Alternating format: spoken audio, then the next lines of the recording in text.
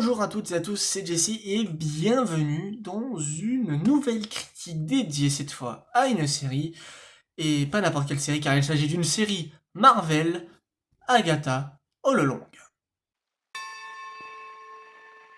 Retrouver la route du ciel et de l'enfer. Elle s'est emparée de tous les pouvoirs que je possédais. Venez mes sœurs, Je vais reformer un sabbat. Il va falloir reprendre le dessus. Je vais emprunter la route. Rejoins-moi. La route va nous tester. Ainsi que nos connaissances de la sorcellerie. Et on sait même pas ce qu'on affronte. Nos pires cauchemars. Et comment on les passera ces épreuves sans aucun pouvoir? En survivant, comme les sorcières le font depuis des siècles. Qu'est-ce qui se passe ensuite? Les cadavres commencent vraiment à s'empiler. Pourquoi vous laissez tout le monde croire ces rumeurs? Parce que la vérité est trop affreuse. Je veux ma récompense!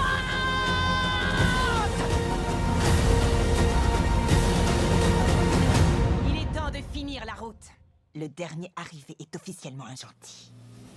partons maintenant, car la gloire nous attend.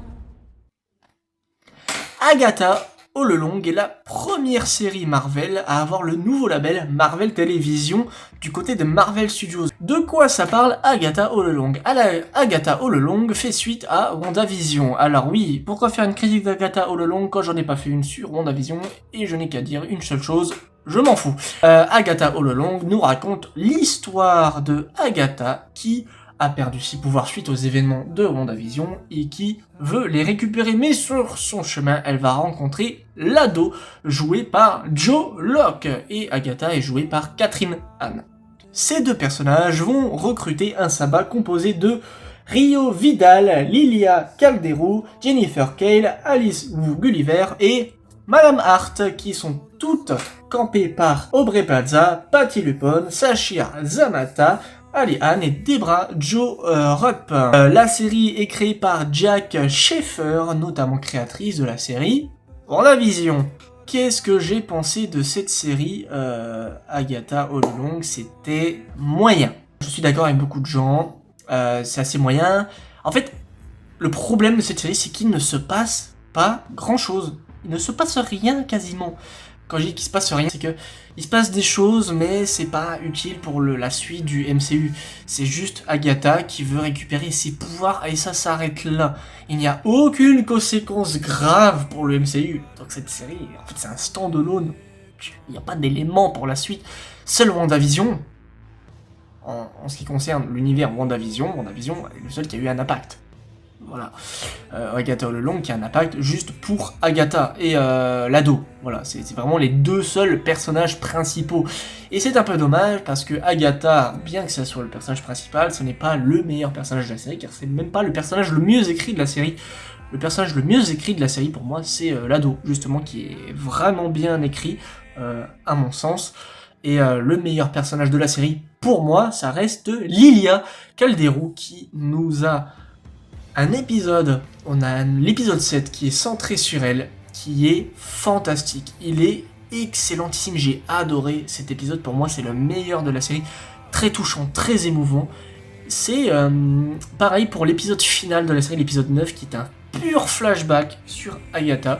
Pareil, j'ai adoré cet épisode, qui était pour moi vraiment excellentissime.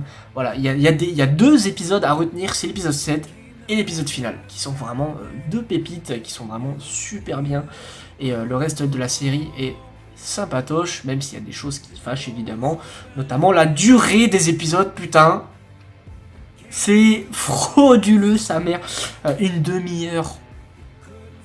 En vrai, je comprends dans un sens le format une demi-heure, et d'un autre je le comprends pas, c'est dommage, parce que la série a certains éléments horrifiques. Aspect technique, beaucoup d'effets pratiques, et ça fait plaisir parce que c'est vraiment bien foutu, notamment le maquillage.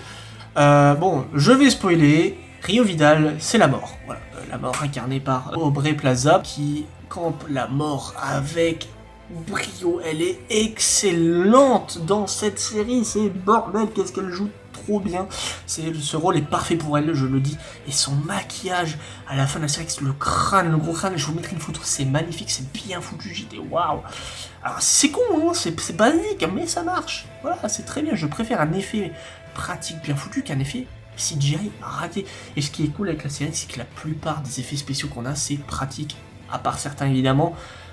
Voilà, on peut pas tout faire en pratique, mais saluons l'effort. Car cette série a un effort de créativité. La série est créative, elle prend des risques. Malgré que le résultat ne soit pas excellent, mais au moins ça tente des choses et ce serait con de ne pas leur saluer cet effort. La série a 9 épisodes, comme je l'ai dit. Et je sens qu'on aurait dû avoir 10 épisodes aussi, parce que je sens qu'il manque un truc à la fin. La série n'a pas vraiment de fin. Et c'est ça ce qui est dommage. La série se termine... Je vais rien dire, mais la série se termine sur un élément.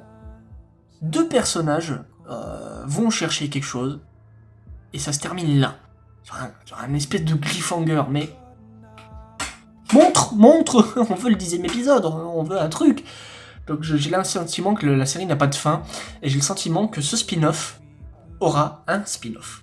Pour terminer, les musiques composées par Christophe Beck, qui n'était pas tout seul, je n'ai plus le nom, je vous afficherai le nom là, qui nous offre une composition vraiment cool, voilà, j'aime beaucoup le thème principal, et on a les deux compositeurs aussi des chansons de La Reine des Neiges, j'ai plus leur nom, voilà, je suis désolé, qui nous ont offert la chanson phare de la série, la balade de la route des sorcières, ou The Ballad of the Witch's Road en VO comme en VF, la chanson est géniale, je la regarde en VF, je l'écoute en VF parce qu'elle est géniale, voilà, et la VO aussi, très bien, j'écoute les deux versions, c'est vraiment génial.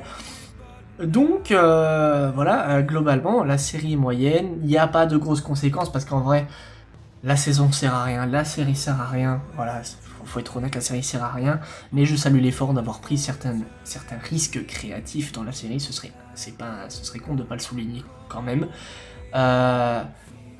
C'est dommage, je pense qu'on aurait pu faire beaucoup mieux, voilà, mais bon, au moins, ce n'est pas un programme merdique, loin de là. Pour ceux qui adorent la magie, l'art sorcellerie, vous allez trouver votre compte. Moi, j'ai adoré beaucoup de moments dans la série, comme j'en ai pas aimé. Au moins, j'ai un juste milieu. La série est moyenne, et ça s'arrête là. Mais dans tous les cas, au moins, on passe un beau moment. Je ne vais pas mentir, j'ai passé un beau moment dans mes deux visionnages. Donc, c'est la fin de cette critique sur Agatha All Along. J'espère qu'elle vous aura plu. Un petit peu plus court, hein, voilà, c'est qu'une saison, et je vous retrouve à la prochaine fois, pour la critique de la première saison de